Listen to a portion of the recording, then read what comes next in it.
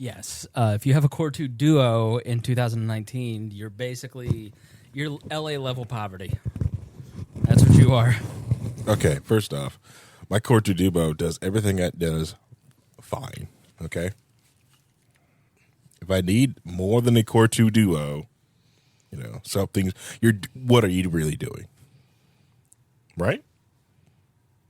Well, if you need more than a 486.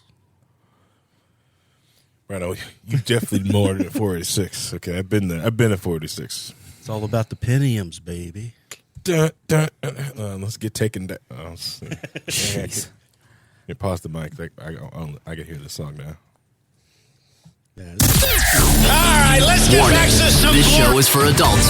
Produced by Semi. Warning. This show is for adults. Check.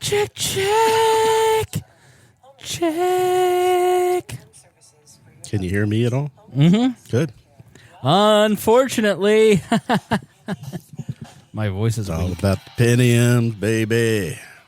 I've been watching people react to some of this stuff lately. It's hilarious. People who've grown up just with rap, and they know nothing about like popular music, and it's just hilarious because they're watching all this stuff for the first time, going, "What?" Like Bohemian Rhapsody. They're hearing that, like, Dude, minds are blown. Have you seen the Bohemian Rhapsody movie? I have not seen the movie yet. So good. I heard it was. It is really, really good. So I thought, it's going to be like so many of the movies growing up, it was like, our main goal with this movie is to normalize homosexuality, right? And then, so I'm just sitting here going, I'll watch it. It looks pretty. I'm watching the girl watch it on her screen. Yeah. Can you please turn this off? You're annoying me. I'm in this house. Wait. I'm afraid of a Y2K. So Christy would love knowing that we're watching that. So I thought, all right, well, it's going to be just like a movie with an agenda. Obviously, they talk about him being gay because it's a part of who he was. But the way that they did it is that the movie wasn't a message. The movie wasn't like some larger critical theory piece. It was a beautiful tribute from his friends to a person they loved. Yeah. And they treated his homosexuality and even his AIDS like it was just part of his being. Well, Brian May was very, very involved in it. Him and Roger. Him and Roger. Check. We're both, the bass guy is checked out and doesn't want to have anything to do with anything. But those two guys were so involved in the making of it. It was a love affair. Yeah. So they were going to be respectful for him. I knew it was going to be a great movie. People were complaining that, well, this didn't happen exactly this way. I'm like, you can't do that. You can't make a full item for item documentary on things anymore. But like Chernobyl. The feeling, Chernobyl. The word Tad was. Did you see it? You didn't like the show? No. You didn't like Chernobyl. You're the one. I just want to know why. What do you mean I'm the one that don't like it? Everybody else loves it. Yeah, everybody's raving. Everybody's raving about I haven't it. seen it myself. Yeah. I'm meaning to, but I haven't. I had to flip the channel when they kept talking about when they were like, "Oh, this is what this is going to do." Like, that's not what a meltdown is. I was in nuclear training when that thing happened. That's not a meltdown. It read like Those the three- Wikipedia. That's all I'm saying. Those three guys are still alive. Yeah. Well, one died, but sorry. two- Yeah. So I thought it was great. Uranium's not that dangerous. It wasn't uranium that was the problem. It was 90,000 people died. It was the power surge that they allowed to happen because they weren't paying attention to the xenon levels and all the freaking safety thing. Oh yeah, they had all the safety equipment that was going to turn it off and shut it down, and they kept disabling because they're trying to get the test done. Right. That was the whole point. That's what the show shows. From what I understand, the Chernobyl show is much more focused on how the government screwed everything up, not leading up to the event and afterwards when they didn't tell enough people what was going on so they could get radon pills and save them from getting throat cancer. I let Reagan touch my show prep, and now it's all out of order. Don't let girls play with your thing. Okay. All right. No, you the Stone will get you for that. Listen, I'm behaving. I'm behaving. I'm not happy about it. No, I'm just kidding. All right. You guys ready? Surely. No. Have you seen Pirates of Silicon Valley? The old documentary type of show. The Pirates of Silicon Valley? Pirates of Silicon Valley with Anthony Michael Hall as Bill Gates. All right, let's get back to some boring subjects. Understand the risk to our country. Freedom brings people together. You're listening to the We Are Libertarians Network. Learn more at wearelibertarians.com. What are you two complaining about? We got to watch this movie like now. Oh. Well, I cannot believe you have not seen that movie. All right, let's save it for the end, boys. I have no idea what episode number this is. We're so unprofessional already, but that's what you've come to know and love about this show. My name is Chris Spangle. You're listening to We Are Libertarians. We're going to talk about my trip to L.A. I went to L.A. for the first time, and it was a third world country, so we're going to take a look at why, and some of the numbers are staggering. Harry went to a Libertarian Festival. We'll ask him about that. And Rhinehold's here, so you'll be pissed. All right, stay tuned. Warning, this show is for adults, produced by semi-adults. So the language is sometimes strong and offensive. I don't know what I said. Welcome to We Are Libertarians, where our goal is to help you sound smarter while talking to your friends. We examine current events from a libertarian perspective while treating modern politics with all of the irreverence it deserves. There has been lie after lie. We toss out the screaming heads, put people before political parties, and give context to the news to make you think. Now, here's our host, a 15-year veteran of politics and media, Chris Spangle. Hello, everybody. It's so nice to be with you. It's been a couple weeks since we've been here. As you can probably tell, my voice is a little weak. Not sure what's up with that. I don't have my normal, beautiful tones. So we're doing 4 hours tonight. We're going to blow out your voice. Right, exactly. I won't be able to speak. Right. Yeah. So I am here with Harry Price. Harry, how are you? Going good, going good. Nice to see you. I see you too. We always have these long... Let me just turn this off. We always have these long extended breaks now from each other. I don't like it. It's weird. Yeah. I find myself on Tuesdays just ranting into a mirror. Nude, shaking your fist. Ooh, this has been real good to say, Chris. Rhinehold is also here. Rhinehold, how are you? I am doing well. So I've had quite the experience over the last few weeks. We'll kind of jump right into it. No foreplay tonight. Oh. Getting right into it because there's a little, my voice isn't great, but I also want to record a bonus episode tonight because I want to take you behind the scenes of the Joe Rogan podcast. So now, for those of you who don't know, I hate James Neese, who is on the chat saying change the boomer material. I don't know how you work with Neese. He has to be. Does he drive you crazy? Only these weeks while he was banned. Why is he on the chat? Is because he's not in doing his thing. Well, yeah, because he's not working. Hopefully he's at home, but he's also got banned. He's been banned for 3 days for the game that we play a lot in the Discord. Did he say the word that you can say that I can't? I don't know what word he said. Actually, I believe the email he said he was feeding. He was feeding. He's something else. Now, for those of you who don't know, I have another podcast that I am on now. I know, just what I need, right, Rhinehold? Another podcast, and it's a comedy podcast, and it's called The Pat Down, and it is with maybe the funniest person on the planet. Her name is Miss Pat. If you don't know Miss Pat, you will. She is going to be uber famous between her work ethic. She used to be a crack dealer in Atlanta. Her book, Rabbit, is one of the best books I've ever read. I mean, I read it in like 2 hours, and I'm a slow reader. And she basically went from Atlanta, in the slums of Atlanta, to my hometown in Plainfield, Indiana. And where I grew up was 98% white. Now, Abdul and Harry, in that order, are my two first black friends, and really my first experiences dealing with talking to black people. Have to deal. I know, and but I've never ever interacted with someone like Miss Pat, who grew up in a way that I did not grow up. Harry is bougier than I am, so I doubt that. You tell me about the black experience, but honestly, I think I'm more black than you. Wow, that's just. I doubt that. No, I don't. Rhinehold, would you care to settle this? I think it's probably a tie. That's what I'm saying. Toss it up. And she's got to understand, my wife comes from a family that was in, her mother married a gentleman from Hallville, who's a black guy, and her family, that family is so fun and loud and boisterous, right. And they don't hold anything back. Yeah. And that's what it was like going to Miss Pat's house for the first time. I was just like, I look at Dion, I was like, are all households like this? He's like, no, this is a special kind of different.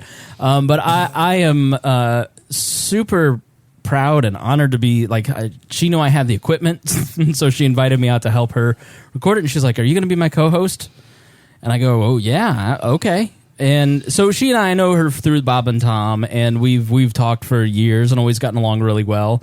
And it's sort of an interesting dynamic, her coming from a place where she didn't know any white people, moving to a place where there are no black people, that I grew up where there are no black people, and I didn't.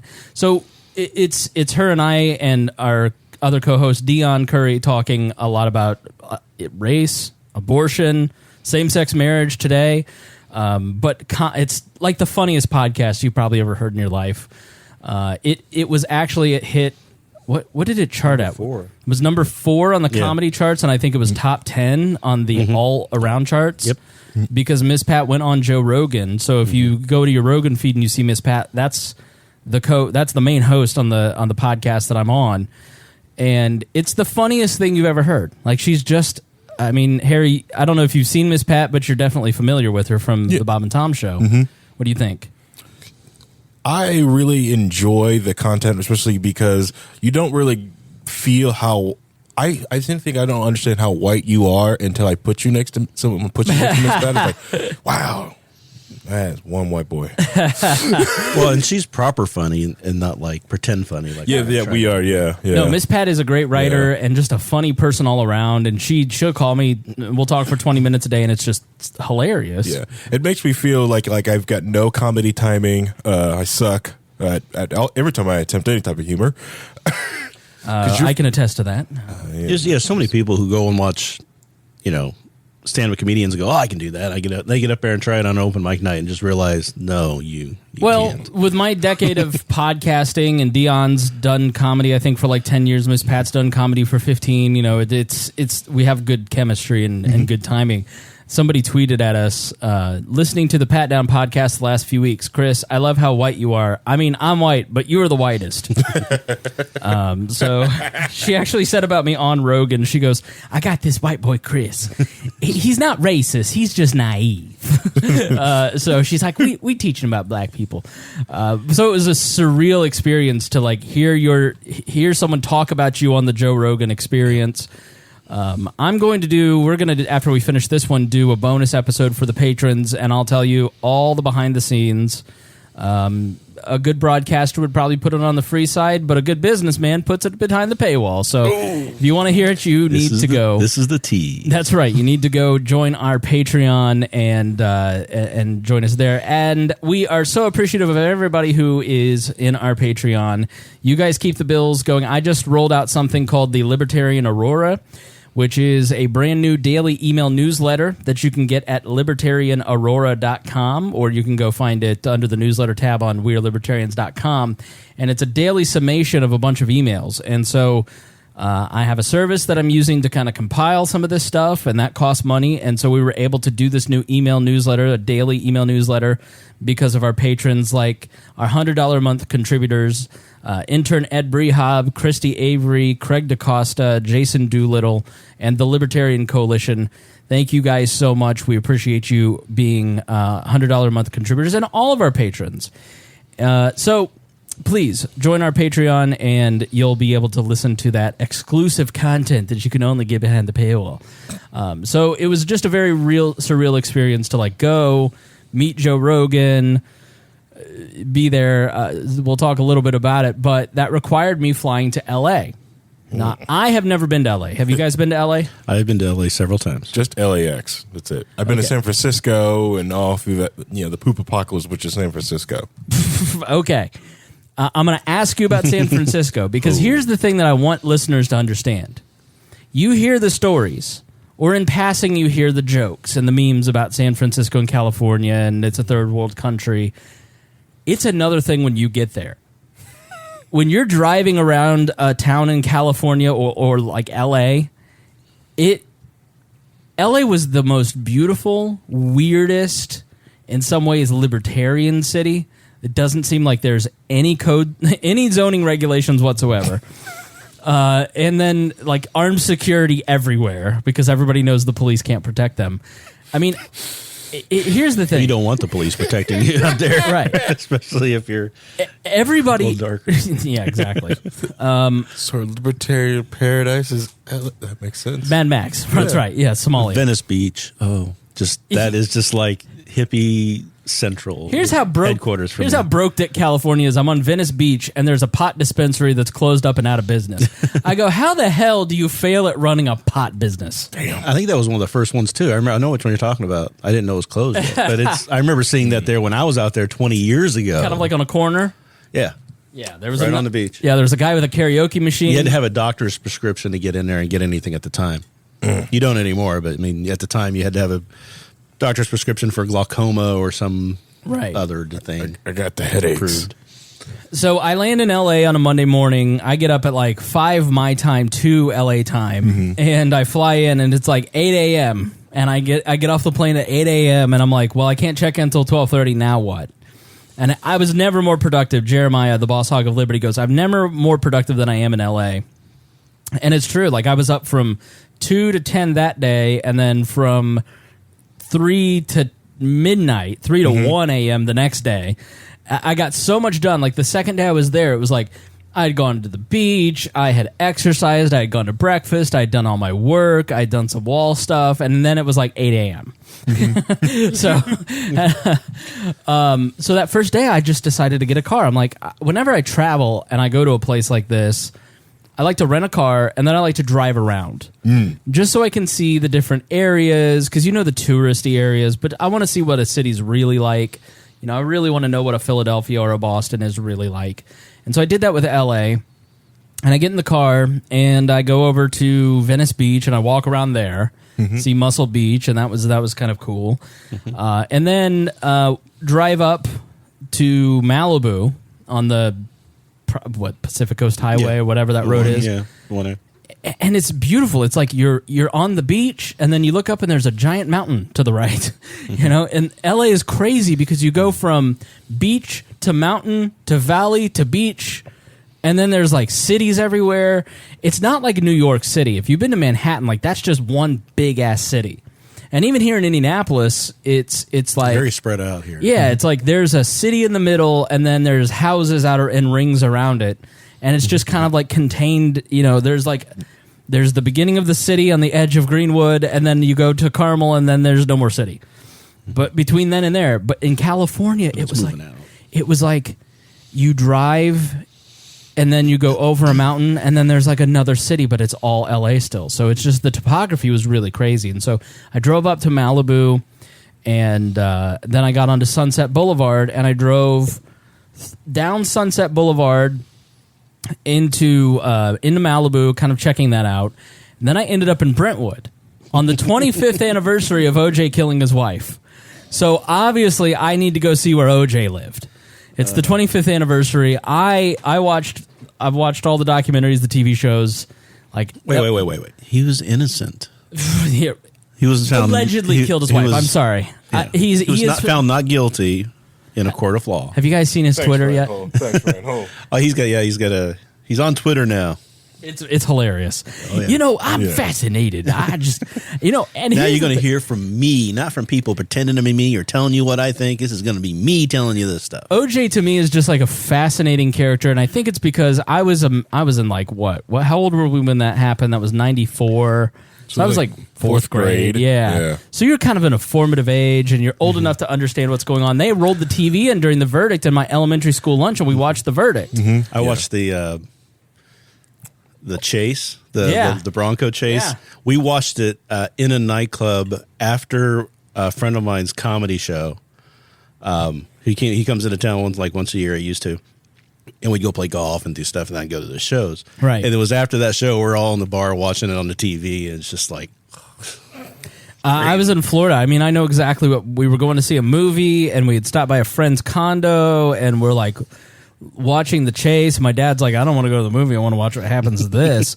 And you watch the ESPN documentary, and you just realize, like, as an adult, I watched it, and I go, oh, he was guilty as hell.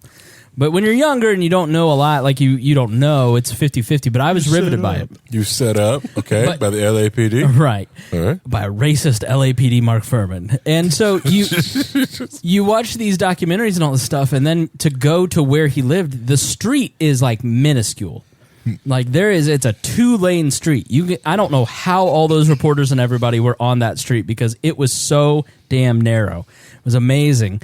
But his Twitter is crazy. He's such a weird. He's like, he just has this way of talking where he's just so jovial and everything's great. But I'm going to tell you what? Put that back over there. Why? So people won't read my credit card on the. The last 4 digits are actually the ones that you really want to get. The first 8 or the ones that are easy to guess. So I had put my phone face down where my credit cards were face up in front of the camera, and Harry's like, but it's 480 on YouTube, so trust me, you're not seeing anything. Okay. you'd be surprised how So good quality. I have nothing to steal. So he just has this. OJ has this way of talking where it's just like most of these narcissists. I'm just telling you exactly. I'm going to prevent it. Being real with you. And he's just being fake as hell. He's like, I just want you to know he was never my manager. I don't know what he's talking about. I'd probably kill him too if I had the chance. But I'm just your friendly neighborhood OJ coming to you live. Like you watch it, I'm just what a freak. Well, he wrote a book saying, I didn't do it. If I did, if I did, this is how it went down and If how I would have did planned it. it and everything else. And it's all exactly what happened. And he did it with Judith Regan, who was this huge book publisher. And then they do a sit-down television special where he sits in a chair across from her and she interviews him. And he basically outlines like, now listen, I didn't kill Nicole. I love Nicole. But if I killed Nicole, this is how I do it. And then he goes step by step in how he would kill his wife. And as you're listening to this and I'm watching the special, I'm going, this is a confession tape. And that's why Fox didn't put it out originally. They put it out like a couple years ago. What I understand is he can't get caught for double jeopardy anymore. Right. He's been he was found not guilty in the state level. Mm-hmm. They went after him for civil damages. Right. And then he had to pay terrible. civil damages. So terrible. he can't be tried for it. Why not just come out and say, hey? He might Because OJ, more than anything, wants people to like him. His reputation is the most important thing in the world to him. And it's just very clear. When you watch the long ESPN documentary about him, it's one of the best documentaries ever. Here's the but thing. it's Everybody long. already assumes he did it. Right. Well, he doesn't think that. And Everyone. And just look at what's going on with Trump. Trump says he could kill somebody on the street and Yeah. everybody would still love him, and he's probably true. No, it's true. So It's true. He would Trust be me, the I've same been for him. arguing with people that children actually do need blankets in bathrooms. And then Seems I a have simple thing. I have Republicans saying no. Larry Bird could probably run over somebody in the street, and they would probably apologize for being in Larry Bird's way. Right. I'm sorry, Mr. Bird. Are we going to name names on that?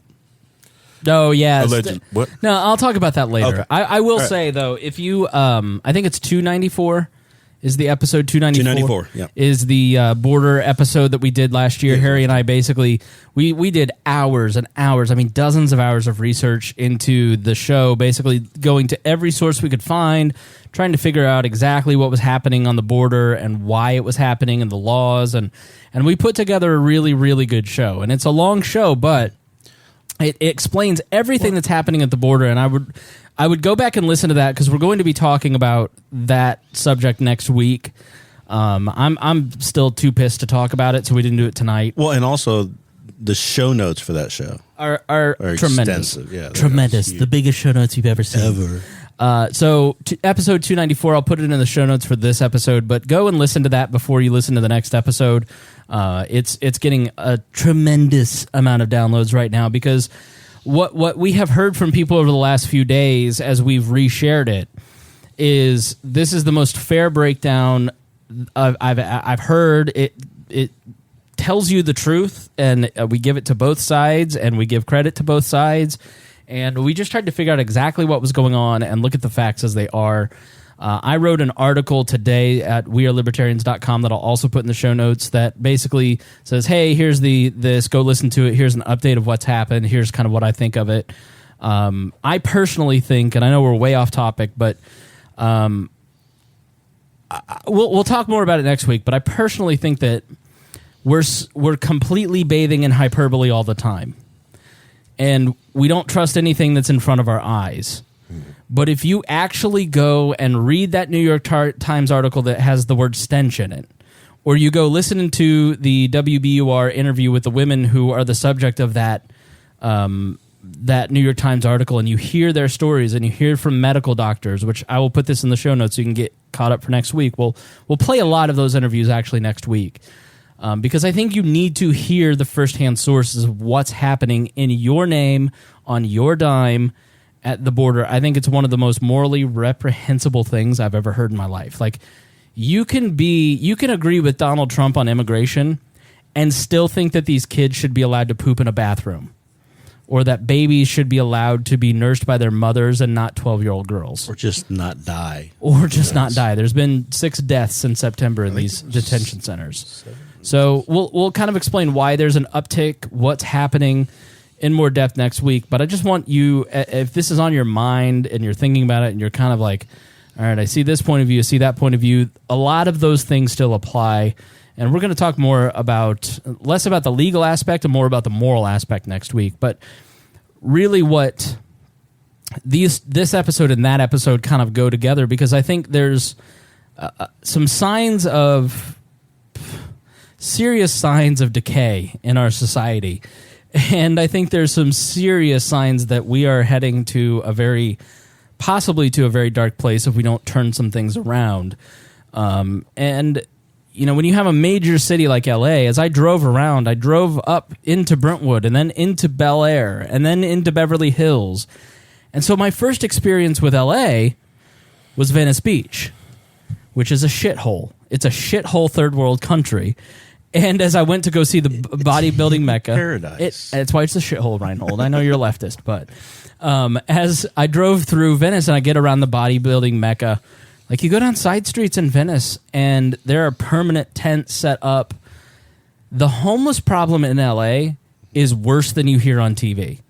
As I drove, it isn't up in Brentwood or Malibu but once you get into kind of Hollywood, they keep the homeless kind of at bay there a little bit. But then you drive down into Middletown, or you drive down, into Venice, or downtown. That's when, or any freeway underpass. Oof. That's when you really start to see how bad the homeless problem is in LA.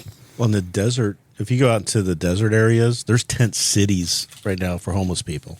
Yeah, and the beaches. It's just like everybody talks about how great the economy is. I'm like, the economy is not that great. It's just people are falling off of being counted and noticed and existing within their society these days. And so as you drive through LA, I mean, here's how I would describe what I saw. Everybody has that part of town that is stuck in 1970. Like, for us, it's Pendleton Pike. If you drive up Pendleton Pike, it looks like it's stuck in 1970. And imagine Pendleton Pike. Is great. Right. Imagine Pendleton Pike, and it's like 150 little Pendleton Pike cities with a lot of homeless people and way more trash. Mm-hmm. And then, like, the Carmel Palladium, which is a giant stone opera house here in the richest city in the area called Carmel. These palatial estates, $30 million homes surrounded by high garden walls. Like, everybody had a gate. Everybody had security. Everybody, like, not just the mansions had gates. Your average home has gates, bars on the windows. It's just a very eerie place to be, because you go from complete luxury, wealth, Rodeo Drive, and you go 3 blocks south, and it's crushing poverty. Mm-hmm. Yeah, and it makes you wonder. And it lets you know that this is why all these people from California always talk about wealth inequality so much, because there it is blatant in their face. Yep. Versus the rich people here in the Midwest who has the kind decency to go out in the suburbs and put themselves put acres between us and them. Well, what's funny is that those houses you're talking about, the $30 million homes, or the $100 million homes and everything, the houses next to them that are the crap holes, the little tiny little huts, little bungalows that have like 2 rooms, they're over $1 million themselves. Yeah. I mean, it's just incredibly crazy out there. And I was out there once for work and was staying in a hotel that was right on the line of Beverly Hills and Hollywood. And you could see the difference.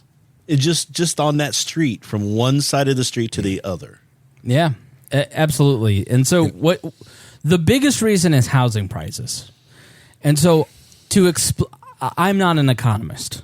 I'm just an idiot with a microphone that knows how to somehow get people to listen to him. And so I do this show because I read very smart people and regurgitate what they've told me.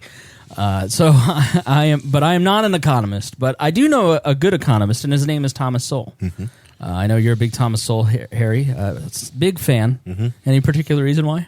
Well, I love his work. Mm-hmm. And then he also made a piece of work, a great book called Black Rednecks and White Liberals, which is the book that I was seeking for that I didn't know existed my entire life. Yeah. And basically it's talking about how poor whites in the South have the same culture as blacks because they were all existed in the exact same spot. In the same spot, the same ecosystem, the same economic sphere. Mm-hmm. And so we tend to think that all whites in the South were plantation owners, but really it's why, honestly, being around Miss Pat, I really connect with Miss Pat, and I see a lot of white fans of the Bob and Tom show, for instance, or Joe Rogan connect to Miss Pat, and it's because there is a similarity in culture, as opposed to your more waspy, bush-like figures, because there's stuffy. Yeah. Well, yeah, because right. That's just Southern or Southern culture, right? Versus when a lot of people they say that I'm very white. It's like, well, my family's mostly from New England. It's been New England for about 100 years. So I act more New England than anything. Yeah. So he is a great economist. Basic economics is great. And in this interview that he does, he works for the Hoover Institution, and he's talking on Uncommon Knowledge with Peter Robinson. And the video is titled Thomas Sowell and the Housing Boom and Bust. I will put it in the show notes. And he explains why housing prices in L.A. and California in general are so high. Segment 1, the economics of the housing boom. I quote you to yourself, Tom, from the Housing Boom and Bust. Quote, although the housing boom and bust has national repercussions, its origins tended to be concentrated in particular places. Explain that. Yes, most of the adventurous financing was concentrated in places like coastal California, Phoenix, a few places in Florida, and this is where the great bulk of the defaults and foreclosures occurred as well in later years. In fact, you can break it down even finer that it's in particular counties in these states. So really a very small part of the United States generated the delinquencies, the defaults, and the foreclosures, which then snowballed across the country through the financial system and even spread overseas. But the origins were in these extremely expensive areas where the prices had been forced up artificially and where people in desperation had turned to all kinds of creative financing, such as no money down, adjustable rate mortgages, subprime mortgages, all sorts of gimmicks in order to buy a house to live in, or, and this would be true of about at least 20% of the people who bought houses during the boom, as pure speculation.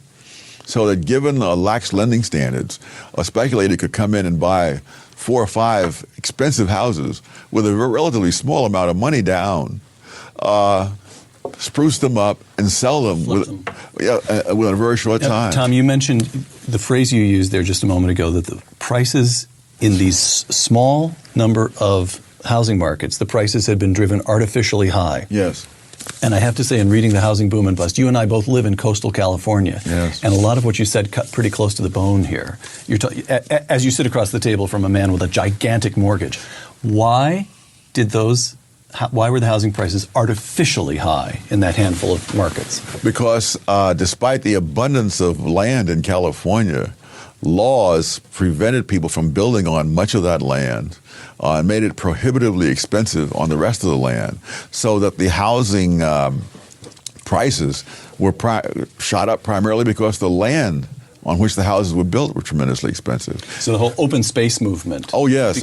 And I lived in one of those houses on the Stanford campus, and I remember, this shows how long ago it was. The house was $260,000. And I saw in my insurance that it was insured for only $60,000. So that's the cost of replacing the house. The other $200,000 was for the leasing of the land. I didn't even own the land.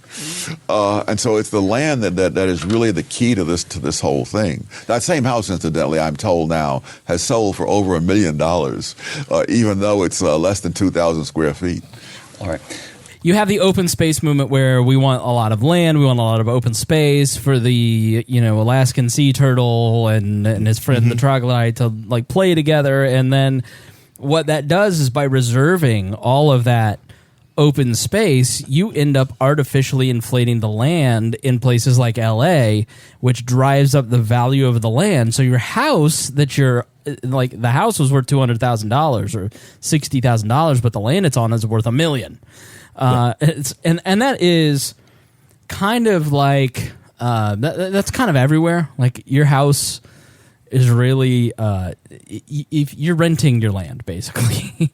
you may pay for the house to be built, but the total appraised value of your house isn't worth nearly as much as the land a lot of times. Yeah, generally. So, Rhinehold, you disagree? No, I mean, I was just trying to think about my place, and I've got 40 acres though, so I mean, my land's going to be a lot more valuable, right, than the house, but it's about close to the same. So you can always build houses. They're not building land. Right. Yeah.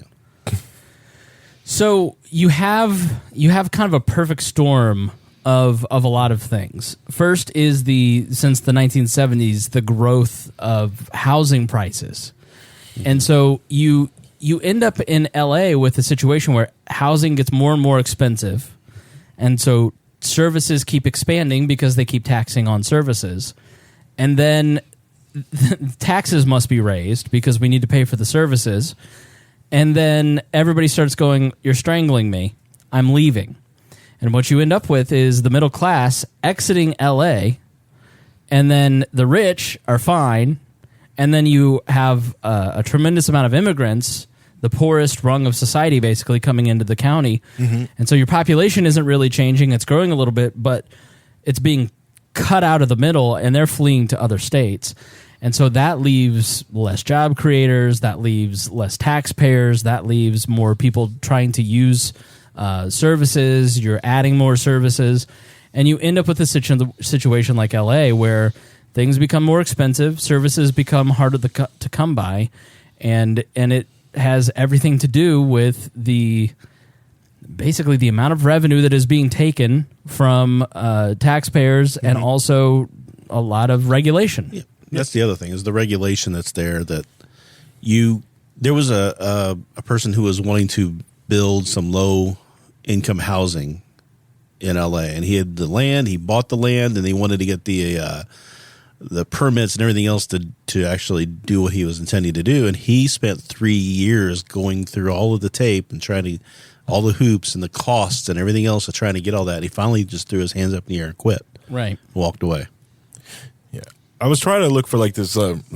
I think it was maybe the same story Rhinehold was talking about. It was in Reason, where a guy bought a shop, and then he wanted just to build up. Mm-hmm. Because you couldn't go sideways, with it, and he was hampered by trying to build up because he had to get a shadow study done, right, to find out who he was blanketing in shadow. It's like, oh, there's a school back here. He's possibly going to put this entire school playground in shadow, which he doesn't. But they still made him do the shadow study, found a way to do it, and he kept going back and getting these permits. Yeah. Yeah, but what happens if you shadow somebody who's doing solar panels for their electricity. Now you've cut them off, and now they can't. So it's all that stuff that they're trying to manage the outcomes of. Mm-hmm. They're not trying to make things equal or even, or just making sure to regulate interactions between individuals. They're wanting a desired outcome to come out of it, and it's failing miserably to do that. And the real thing that's failing is, because I always tell, most of the problems in the area is the capitalism problem.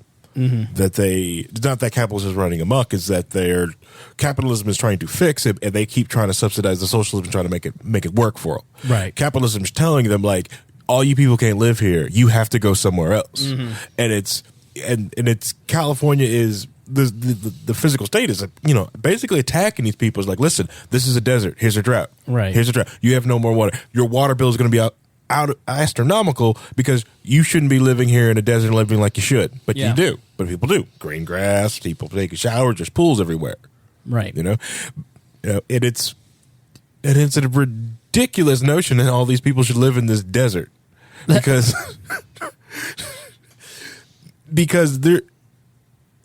the internet has made it so that you can live anywhere you want. All these jobs, everything that you do there can be done anywhere else. Right.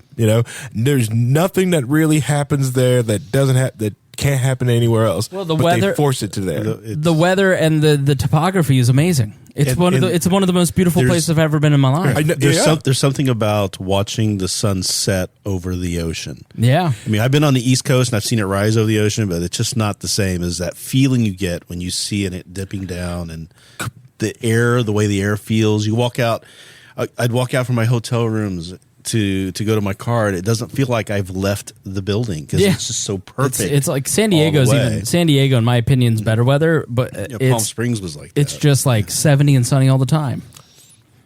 I get that, but at this exact same time, it's like all those people cannot be there, right? Well, they're all fleeing to Austin right now. So. Yeah, right. And then but the other thing is, I get it that it's beautiful. I get that. I see that, but that area can't handle that many people with you trying to subsidize everything else. Yeah. You're lucky that you went and decided to do the rental car instead of running the BART system. There was very little public transportation, which I found amazing. Yeah, San Francisco, they have the BART system, and you can't walk on that thing without seeing just discarded needles everywhere. Poop.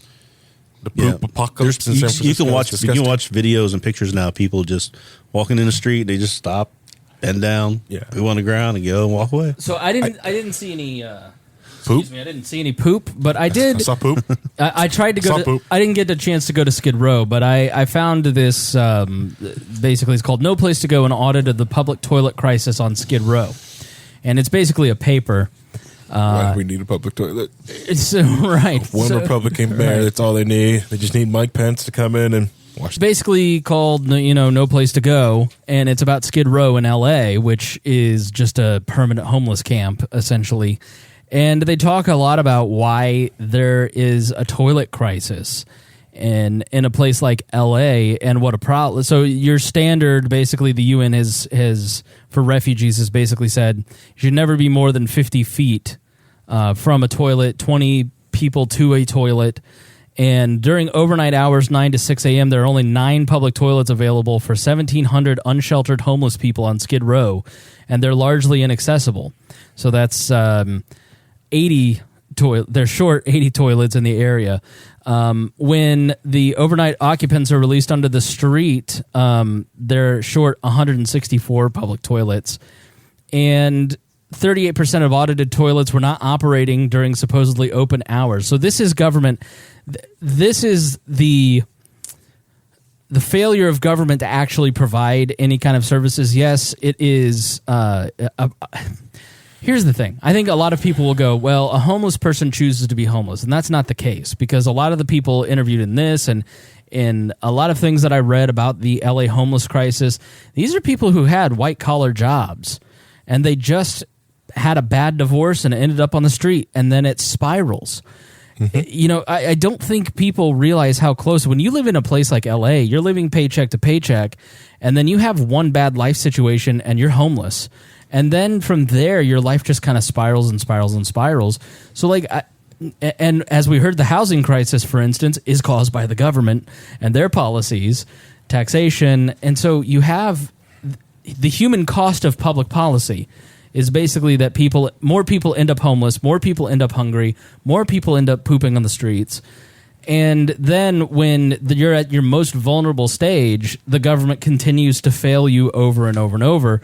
And so during overnight hours, the public toilets, they have automated public toilets that are powered down and inaccessible at night. When they're powered up, they're often obstructed or impossible to enter. Many of the public toilets lack any kind of stalls or doors that lock.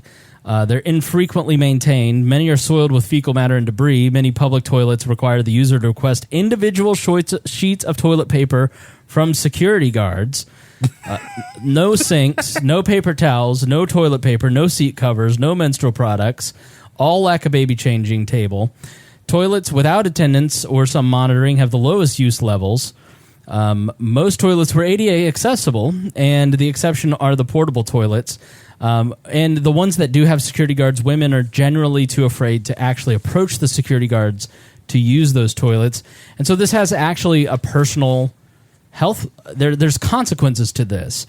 So people suffer humiliation of having to urinate and defecate in the street, the sidewalk, a bucket, or themselves. They do not have a place to wash their hands before eating food, so that causes more disease. People avoid taking medication with side effects that cause frequent urination or diarrhea. And people find it more difficult to get out of homelessness because they lack toilet access. It degrades their appearance, their feelings of self-worth, and their mental health, and it's harder to apply and get a job. And so, then they go on to kind of talk about solutions, which are the government needs to do more, the government needs to do more. And a place like LA, what happens is you get a well-meaning paper like this, and they go and they talk to the well-meaning politician, and they say, we have a well-meaning solution for this big crisis that we all have, and so we need you to fund this. That is a good idea. Let's fund this. Let's pass this. And it becomes a mandate. And they put a restriction on this, and they put a tax for this, and they require people to do this, and the government starts dictating things, and at the barrel of the gun, you better obey or you're going to prison. And so people end up getting totally constrained. I think the border situation is a great example. In short, Trump has changed the ways he's enforcing laws. It says we're detaining more people. So what these detention centers were built to hold 100 people, they're now holding 300 people. And then he sends out a tweet about Mexico and threatens tariffs, and that doubles the amount of people running towards the border. They're capturing more people, so now it's 500 people. And then the budget for the supplies in the detention center never changed. The security guards have no ability to buy more supplies. They have no authorization to do other things other than what they're told to do. And so you end up increasing the demand, but you never increase the supply because of bureaucratic interaction. Mm-hmm. And so that is the nightmare that is LA. That is the nightmare that is relying on the government to do anything. Watch Chernobyl. You see the bureaucratic inaction and how the blame game ends up costing more people lives. They just deny that there's a problem, or they appear to be doing something, yet they never do anything effectively because there's no more resources to get. And so, well-meaning people like this, she's right. Those people do deserve a toilet. Their lives would be better served if they had access to a public toilet. Mm-hmm. And so that's just one little piece of the entire picture of the life of the homeless crisis in LA. And there's thousands of these little well-meaning things that we want the government to do on a daily basis, and hundreds of laws that are passed by the LA City Council every year. And over time, it just leads to a completely intractable situation where your middle class, who run the majority of the small businesses, which make up the majority of the middle-class jobs, leave. They go to Texas. Mm-hmm. And so there's less jobs, there's less housing, there's more homeless, there's less services for those homeless, and you end up with the nightmare that is L.A. So is just YouTube and Twitch, is that just subsidizing, trying to subsidize middle-class people? Get them working. What do you That's mean? why all the YouTubers are in LA because it's the only jobs they can really get. That's why they hit it so hard in the paint. It's like, this is it. If I can't do this, go to Texas. So let me give you a few facts. Go ahead. Sorry. Oh, but the thing is like, yes, they deserve a toilet, but they can't. But not there. I totally agree with you. And you're right. Like, I'm over here entertaining Rhinehold with pictures of the Black Death because if they're pooping and stuff in the streets and the rats and they're not washing their hands, this is how all these diseases spread. You've got all these people complaining about anti-vaxxers and how we don't want the measles and all these other drugs. But if you got all these people in L.A. pooping on the streets with their mice and their fleas. A suburban white child that is 9 months old who never sees anybody, that's not going to put you at risk for measles. Yeah. Susan, who's the anti-vaxxer at daycare, is not your enemy. It's the typhus spread by the fleas from the oncoming housing homeless crisis that's where the danger lies. So let me give you a few facts about LA. It's from 2015, but it's by Hector Tabar in the New York Times. How Los Angeles is becoming a third world city. He moved from a third world city. And he writes, let's see, sorry. The paradox of increasing homelessness and rising prosperity has finally gotten Los Angeles talking about inequality, but the gap between rich and poor has been building for 40 years, and every boom and bust simply accentuates the trend. Bill Brasky,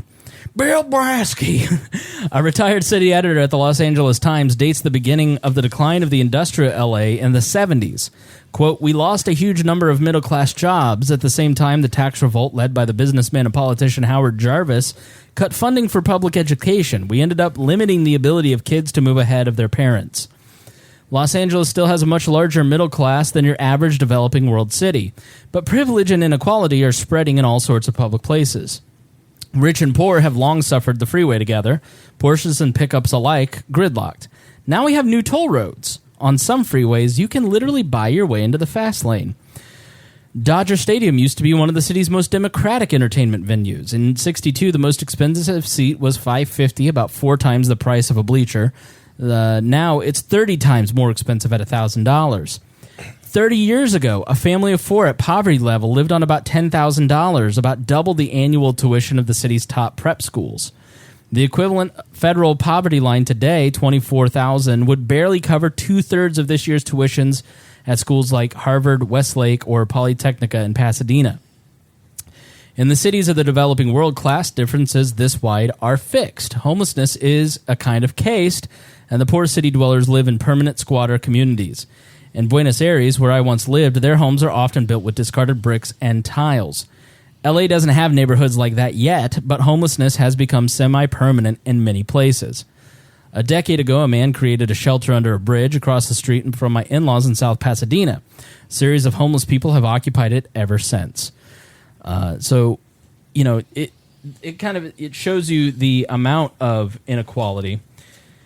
And I would love to get my cat off of my next article so I can read that. But there was another great article by Victor Davis Hanson, who, when it comes to foreign policy, I'm not much for. Rhinehold, you and I are probably not Victor Davis Hanson fans overall. But he has written a stellar article on California and in its first third world state. And again, this is from June 17th. This was actually a few days ago. Look at this, very timely. Third world is now, and basically he talks about a third world. Kind of, it used to mean in the Cold War era, you had the first world like us and the USSR, and then the second tier was kind of your developing nations, or like a Germany who was a feeder state, and then there was the third world, the people who didn't have any attachment to either the US or the USSR. And they were always very poor because they weren't feeder states. So think Somalia, Venezuela, Cuba, or Libya.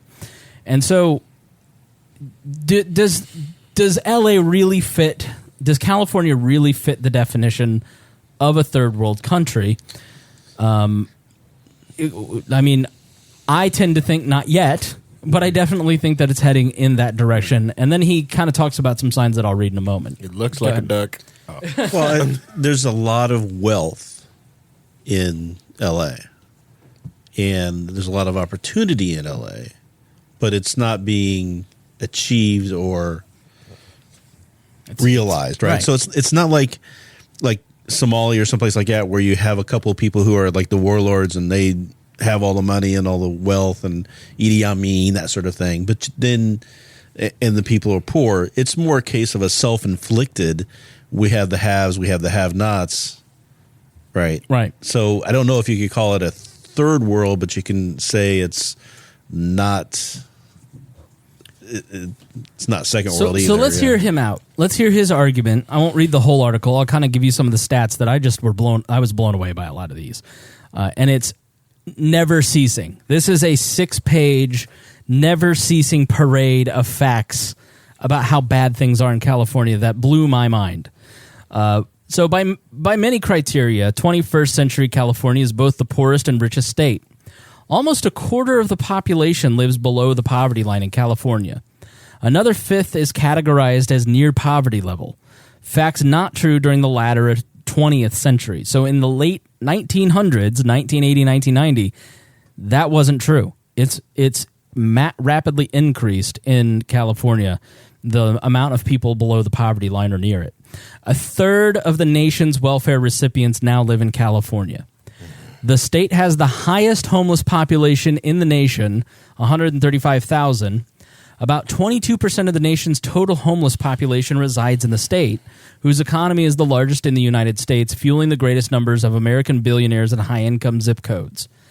By some indicators, the California middle class is shrinking because of massive regulation, high taxes, green zoning, and accompanying high housing prices. Out of migration from the state remains largely a phenomenon of the middle and upper class.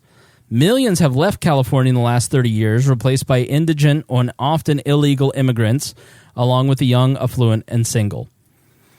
If someone predicted half a century ago that the LAPD the police station or indeed LA City Hall would be in danger of periodic flea-borne infectious typhus outbreaks, he would have been considered unhinged. After all, the city that gave us the modern freeway system is not supposed to resemble Justinian's 6th century Constantinople. Yet typhus, along with outbreaks of infectious hepatitis A, are in the news on California streets. The sidewalks of the state's major cities are homes to piles of needles, feces, and refuse. Hygienists warn that permissive municipal governments are setting the stage through spiking populations of history's banes of fleas, lice, and rats for possible dark age outbreaks of plagues or worse. Now, high-tech doesn't do its part to clean the streets. It just creates apps telling you where the defecation piles are. In California logic, public defecation butts up against progressive tolerance, so it is exempt from the law. Yet for a suburbanite to build a patio without a permit, for example, costs one dearly in fines. Indeed, a new patio without a permit can be deemed more dangerous to the public health than piles of excrement in a public workplace. 1 out of 3 Californians who enter a hospital for any cause is now found to be suffering from either diabetes or prediabetes, an epidemic that hits the Hispanic community especially hard, but for a variety of reasons has not led to effective public health efforts and sufficient publicity. State-run dialysis clinics now dot the towns and communities of the Central Valley, a tragic symptom of dietary culture, massive illegal immigration, and poor public health education. So now on to infrastructure. California's transportation system, to be honest, remains in near ruins. Despite the highest gas taxes in the nation, none of its major trans-state freeways, not the 99, the I-5, not 101 after 70 years of use, are yet completed with 6 lanes, resulting in dangerous bottlenecks. So he says driving 99 south of Visalia or 5 north of Coalinga is right out of Road Warrior, but not as dangerous as the fossilized 2-line feeder in 152. So he then goes on to talk about the high read. Now, meanwhile, the concrete carcass of the recently canceled multi-billion-dollar high-speed rail system dots the skyline over Fresno. Bureaucrats now insist that more billions must be spent to ensure that a short segment of the least traveled route will be finished, though they obviously do not anticipate spurring a new tourist or commercial corridor between Merced and Bakersfield. which is just kind of north and no man's land between LA and San Francisco. High-speed rail gurus insist on salvaging something of the boondoggle, not because they have an economic rationale justifying more dollars. They would just, which would be far better invested in improving freeways, airports, and rails, but largely out of pride and shame that this didn't work. In 1973, when I first visited and lived in Greece, the roads were medieval. The old Hellinikon airport, I need a Greek around, airport was dysfunctional, if not creepy. Highway rest stops were filthy. I've lived in or visited Greece in the ensuing 45 years, including occasionally after the 2008 meltdown. And yet today the freeways, chief airport, and rest stops of poor Greece are in far better shape than they are in California. LAX's poor road access, traffic, uncleanliness, crowds, and chaos seems more pre-modern compared with the current Athenian airport. It's an eerie experience to see America's once premier state, currently at its supposed acme, now resemble Greece of the colonials a half a century ago. Power outages are characteristic of third world countries. Here in California, we are advised to brace for lots of them. Given that our antiquated grid apparently contributes to the brush fires on hot days, as a native, I do not remember a single instance of our 20th century state utilities shutting down service in the manner that they now routinely promise. Crime has increased in the last 3 years. It is an epidemic in local jails. San Francisco has the highest property crime rate per capita of any major city. The California prison system is a mess, and sanctuary cities ensure that illegal aliens charged with crimes will not be deported. Pick up a McClatchy newspaper, and you'll see the day's fare of Central Valley criminality, even after sanitation and editorialization, is mind-boggling. Now, California's cycle of wet boom years and dry bust years continue because the state refuses to build 3 or 4 additional large reservoirs that have been planned for more than half a century, and that would store enough water to keep California functional through even the worst drought. The rationale isn't either that it is more sophisticated to allow millions of acres of feet of melted snow to run into the sea, or it is better to have a high-speed rail line from Merced to Bakersfield than an additional 10 million acre feet of water storage or droughts. Basically, he's saying they have no good argument for this. 27% of Californians were not born in the U.S., a large minority of them residing in the United States legally. Yet California's universities, pop culture, are forefront of the salad bowl and identity politics policies that obstruct assimilation, integration, and intermarriage. The historical remedies for the natural tensions that arise within multiracial and multi-ethnic societies. So he's saying basically that integration, assimilation, and intermarriage heal a lot of those tensions, and politicians are essentially exploiting classes to continue through government policy. Yet again, California schools are usually in the bottom decile of national rankings. No one in polite conversation asks why that is, given that the state's K-12 schools used to be among the most competitive in the U.S. Yet again, in medieval fashion, the professional schools and science and technology of California's premier research universities are among the highest rated in the world. But yet, many of the people that attend these universities do not send their kids to public elementary or high school. California's DMV is terrible. And basically, he goes on to talk about how bad the DMV. I don't need to belabor how bad the DMV is. But the scandals in the DMV are multifarious. Thousands of motor vehicle registrations sent to the wrong people, including illegal aliens supposedly ineligible to vote, corrupt employees who sell commercial truck licenses, and private corporations who occasionally sell hard data reservations and appointments. Basically, people are trying to do a concierge service for the DMV. California now has the highest basket of sales, gas, and income taxes. With a state surplus and a slowing economy, one would think that the legislature and governor would pause before even considering more taxes. After all, a new federal tax law limits write-offs of state and local taxes to $10,000, which rapidly has spiked their taxes in these blue states. Yet the rule in California is to punish the upper middle class while pandering to the rich and romanticizing the poor. They're now considering new punitive inheritance taxes and an imposed internet sales tax. It just imposed the sales tax. So you basically, if you die, whatever they didn't tax, you can't leave the fruit of your labors to your children.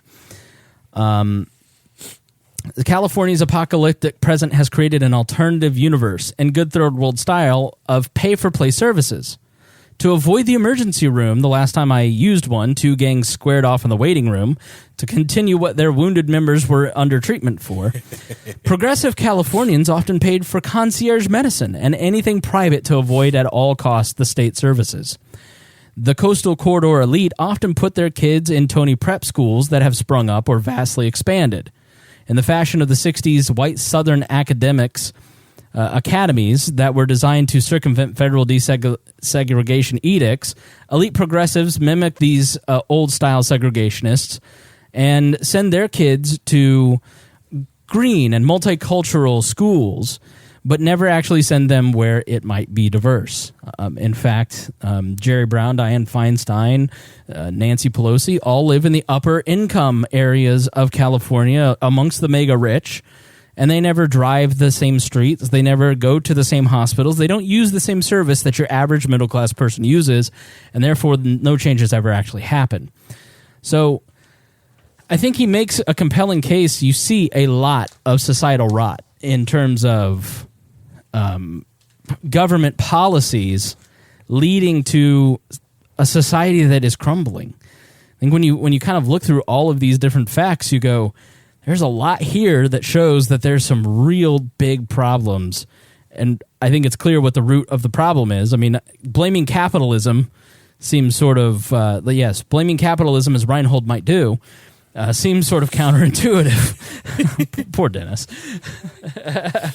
So, I mean, when you hear some of that stuff, what do you guys think?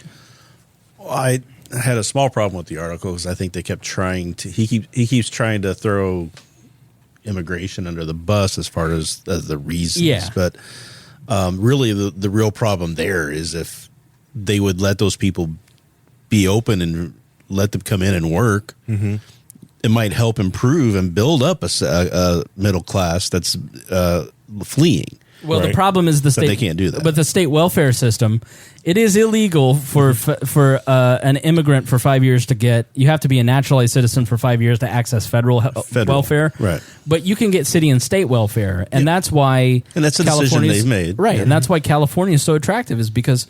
And that's why they have so much of the influx of population there, is because people are going there for welfare services. But it's also they treat people.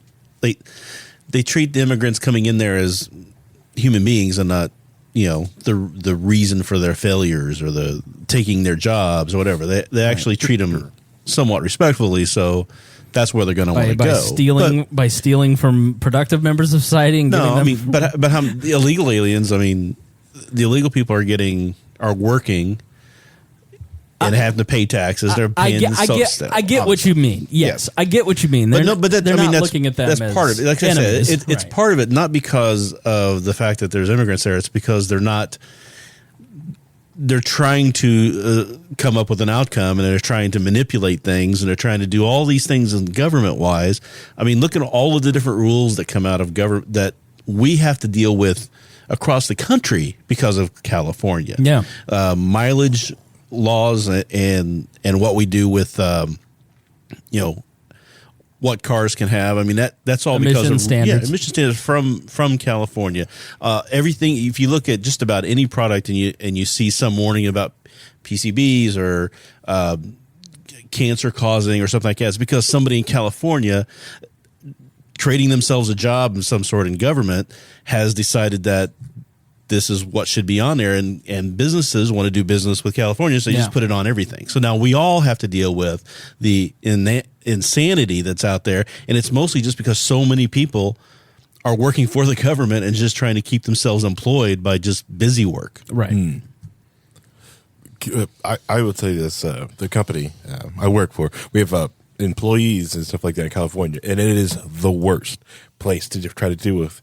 Like, if something happens, right, and they call you and they try to use their cell phone, you've got to get them to stop, because the moment they start using their cell phone, and because of California, the laws are, I've got to pay the bill, even though I didn't tell them to use their phone. I gave them something else, but they break down and use their phone. Guess what? We're paying that freaking bill. And it's like, oh, no, No, I'm not paying that. I didn't ask you to use that. There's something perfectly fine at your desk. Go use that. Well, I don't want it. It's just like, doesn't matter. So here's the thing: is That's what I'm paying for. I adore L.A. and the fact of the climate, the feeling, the beauty of it.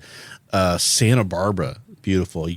I drove from San Francisco, almost San Francisco, down that coastal highway all the way to L.A. And it was just hours of just beautiful area. I stopped at San Simeon, got to check out the Hearst Castle. I fell in love with Big Sur, driving through Big Sur. It's beautiful. So I have an affinity for wanting to live there, but there's no way I would move there because the people are crazy. It's way too expensive. So why would I do that to myself? I can live here and put a lot more money away and have more stuff than I could if for what I pay for a house and 40 acres here. I could not buy a house there. Yeah, but how much was your mule? Well, yeah, the mule comes with it. So I had family members who very well off lost a house in California that was, like a couple thousand square feet. It was like $2 million. They move here. Yeah, they move here and they buy a house. No, it was $6 million for like 3,000 square feet. They move here on Geist, which is one of the swankiest areas of town, right on a reservoir, and they get $1 million home, and they get like 13,000 square feet, or something crazy. I mean, the cost of living in California, everything was 50. Like, if you went to the gas station to get a bottle of water, it was $4. It wasn't $2 or $1.22 like it is here. And a lot of that's tax. Yeah, it is. It's artificially inflated. And the artificially inflated tax of the gas. Which they're doing partially just to get people not to use the gas, that gets added into all the different products and services that people have to use to transport those goods and services around. So they have to stop to pay the gas. Yeah. So it's increased this cost, it's increased that cost. It's just a blooming effect when you try to do stuff like that. Gas was $4.60. Fast food meal cost about $10. Here gas is like $3.20, and then a fast food meal is like $7.20. You're not even shopping around for $3.20. The minimum wage in California should probably be $15, $20, and it probably is for a lot of people working there. But when you try to make it a national thing, and that's the real problem, is that they're trying to national this stuff. $15 an hour here is pretty good for a lot of people. Sure. It Can you just doesn't work. It's great. Getting $15 an hour, like living in like Shelbyville or something like that. Oh, when I was trying to go to college, I was working for the post office sorting center as a second job at night, and I was getting $12 an hour, and it was amazing to me. Super rich. Yeah. So I think a lot of this stuff is well intentioned, like the homeless thing with the bathrooms. Yeah. It's just that when you look to the government to solve every problem and control every behavior and try to use the force of government to create outcomes, it just leads to failure and people getting hurt. And it subjects all those decisions not to just what's the best thing to have happen, but politics then comes into play. Yes. And then it's about who is going to get the power, who's going to get the recognition, who's going to gain this and gain that, and what group are we going to pay? What group are we going to bonus with this contract? So from a utilitarian point of view, if you're looking at, is this policy good because we're looking at the outcome? What is the outcome of things? There never seems to be a recognition that in California that what we're doing is not working. All of these trends are going the wrong way. What's the common denominator? They blame capitalism or something abstract or wealth inequality. They're not doing enough. They never go, how is that wealth inequality constructed and what decisions did we make? You heard it in that one article in the New York Times. They blamed it on the low tax guy. Yeah. Right. Which is like, honestly, the main thing that could probably solve most of California's problems, they get someone from the forestry. Right. And let them run and go like, all right, just like a bear, you give a bear food, shelter, all this stuff, they're going to stay around here. So the first thing I'm going to do is cut the bear's food supply off. Teach that bear to go back in the wild and fend for himself. If you've listened to our wildfire episode where I detailed the problem with wildfires and how they're created basically by government policy, you don't want somebody from the forestry running it. You basically have somebody from the forestry running it. That's a perfect example, too, is that people who understand how forests work try to tell these people, no, you should do it this way. And they don't listen to them because the government gets politics involved. Right. And they say, no, we have to make it this and this and this because of politics reasons. And they make the bad decisions, and it causes problems. It's constantly. So you're right. If California was just built suburbs and towns and all these concrete jungles, forest fires just stops because can't cause the highway. 6 mile Just parking lot the whole place, right? All right. Yeah. Let's start. Go ahead, Harry. Last point, and then we'll start wrapping up. Oh, no, I was gonna go into a tangent about Elon Musk's stupid tunnel and all this, but it's okay. You don't like the Zephyr? I'm not a huge fan of Elon Musk. I hear it's think he's 10 trains right now. Oh, 10 cars. They've added one. Yes. oh, that's great. That's awesome. Very few people good. got that joke. All right, let's give our final thoughts for this. Go ahead. Let's start with the Rhinehold. All right. So, like I said, I think the real problem is that LA is beautiful. That area is wonderful to live in, except for all the people and all of the government and all of the rules and all the regulations and everything crushing the soul out of the area. Right. So it's unfortunate, but because it's such an attractive place to live, people are going and flocking there. And the crushingness of the government there is causing the people who are most productive in their society, keep the society running, to flee. And it's going to collapse in on itself. And they can't figure it out. I don't understand why they can't see this and just take a step back and say, maybe it's not. Maybe it's us. Yeah, maybe less government. It's not you, it's me. We're not doing enough. We're not doing this. We're not doing that. We're not making this happen. We're not making that happen. You can't make things happen. Sometimes things have to happen organically for them to have any real lasting effect. And they're not allowing any of that to happen. Yeah. And it's just ironic knowing that the northern part of the state is actually really conservative. Ronald Reagan was the governor at one point. Yeah. Schwarzenegger was the governor not too long ago. I mean, Nixon 68 to 72, and then Reagan. I mean, the Republican Party in California was very strong. Right. And they made a lot of errors. It's just L.A. is so dense. I think they need the Electoral College. well, here's part of the census question. So if you may have heard about the census, and they want to put a citizenship question on the census. Yeah, well, and so, and if you've read more about it, but as I understand it, if you were to put a citizenship question on the census, and people answered honestly, because it's a sworn affidavit, I think, that they're citizens or not, and then you basically say, we're going to reapportion the House and electoral votes based on legal citizens and not population, then you'd lose a bunch of seats in all these blue states and blue cities. It'd also be unconstitutional. But. Yeah, I would have to ask them to define citizen, because I would probably mark the that. Constitution We haven't defined citizen. The Constitution is not, the census is not about who's a citizen. It's about who is living in the area. Okay. It has nothing to do with citizenship. Right. So, I mean, at the time, So you'd have to pass a constitutional amendment to redefine, and which you'd never get through because. Yeah. Okay, That won't get I gotcha. And so that's why Republicans want this, is because they don't want you're giving California, for instance, all this extra power because of illegal citizens, but as you just pointed out, it's human bodies in the area, not citizens. Yeah, it's about who is supposed to be. You're supposed to have a representative, so the people there figuring out how many representatives you get is how many people you're representing. It is nothing to do with. I mean, at the time the Constitution was written, only white men landowners could be citizens. Right. They counted everybody. That's why they had the 3/5 rule for the black people from the slaves, because people say, well, they're trying to say that slaves were only 3/5 of a human, and that's not what they were doing. They were trying to cut back the power that the plantation owners and the slave owners would get if they were counted as a full person.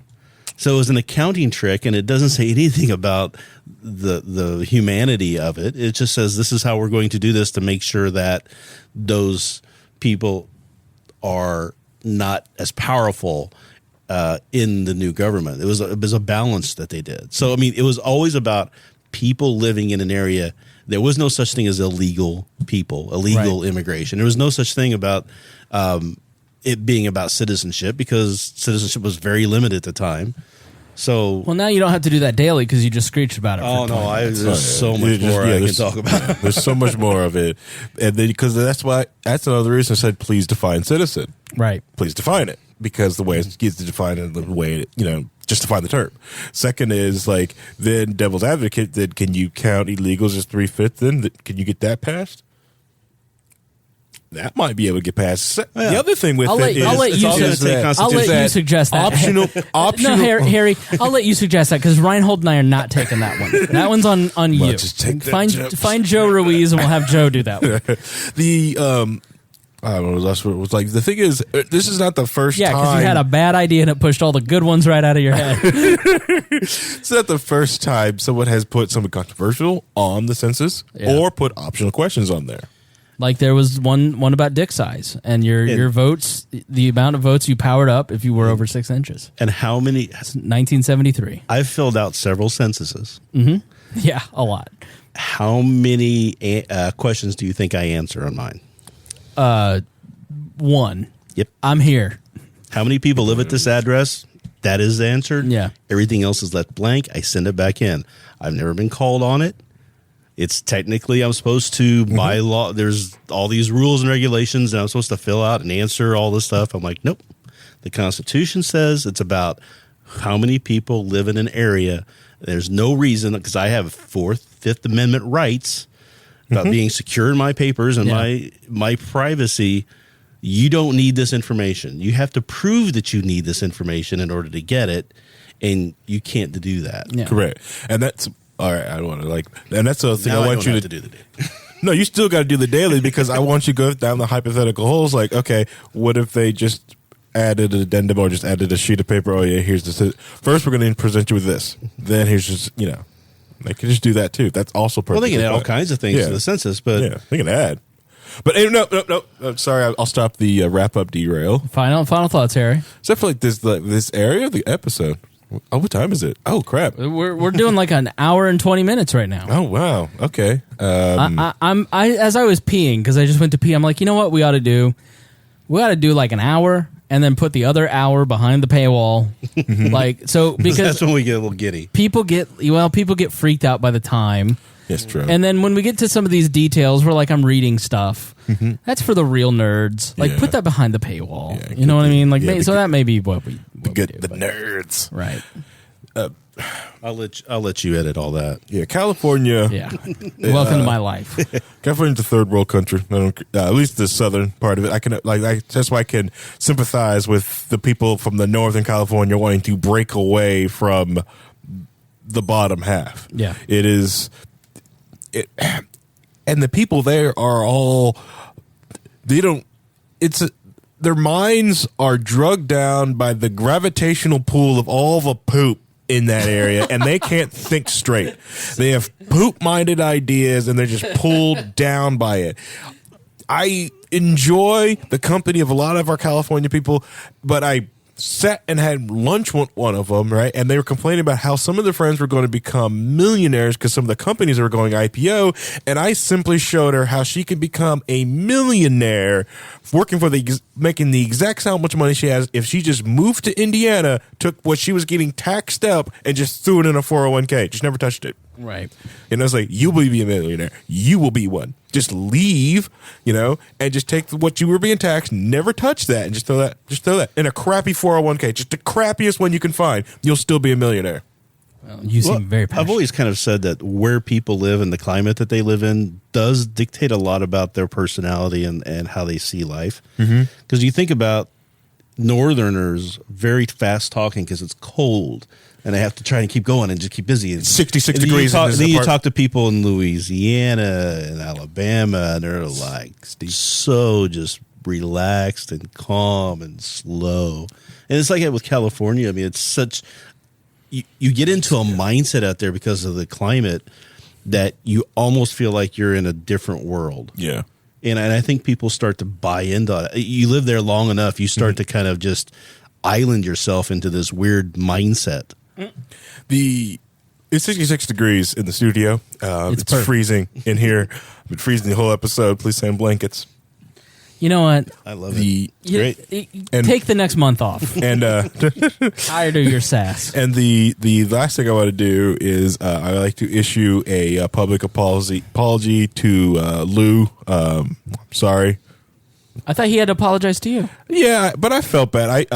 I criticized a way another man smoked on his grill, which is not good. I should have did it in a more private venue instead of in front of people. Question his manhood? I didn't question his manhood. I was like, No, you I did. thought his rub was pretty good, but I was. You just, question a man's rub, you question his manhood. I didn't question his rub. I questioned his ribs. Okay. Wow. All right. That is And I just want to say I'm sorry. I should have did that. brutal meat judgment happening at Midwest Yeah, Liberty Fest. Yeah, I brutally meet Judge Lou, and I shouldn't have done that. I should have did that in a more private venue. And I public apology saying sorry. That's very nice of you. I don't know that I have a lot more to add than what they just said, but yeah, I think liberals and conservatives both would do, and libertarians too. I think we don't do a great job of articulating sort of the utilitarian view, which is look at the results. It's like whenever somebody says to me, well, in a libertarian society, you'd have X, Y, and Z. Well, look at the warlords that would take over. I mean, like John Bolton, who's already in charge, but now he has a military behind him that's a standing army. Like, I think a lot of this stuff that that people concoct out of fear for what a libertarian society might look like has already happened, but it's 10 times worse because the force is centralized behind a big, massive central government. Mm-hmm. And so I think you just have to start pointing out, like, look at the costs. Like, look at, like with the child separation stuff at the border, this is the end result of Trumpian immigration policy. Are you okay with it? Like, if you tell me that you're just a sociopath and you're okay with children dying from flea-ridden bedding, like, all right, I can just write you off as a barbarian. But, like, if you're not okay with that, then you need to reconcile the fact that this is the end result of closed borders. Like, this is what closed borders look like, and it's just as taxation, for instance, is a blockage in the free flow of capital, an asset for building a business. Immigration is a block in the free flow of labor, another asset. So, and then when you start blocking that, when you start damming that, there are consequences to it. And blocking the consequences of robbing a society of its monetary resources and importing too much labor in California is absolutely destroying that society. By the same token, it's when you don't have enough labor to actually you stall growth. So I think you have to look at this stuff and you have to go like, why do you guys think this is a good idea? Look at the results. Like, the results are clear. Data is usually you can kind of get at the truth and get at the data and understand what's going on. So that's what I would do. Please join our Patreon. We're going to talk a little bit about what it's like to be behind the scenes of Joe Rogan, and then we'll talk about Harry's experience at Midwest Liberty Fest. So check that out. That will be our bonus episode this week. Thank you so much for joining us here on this episode of We Are Libertarians, and we will talk to you next week.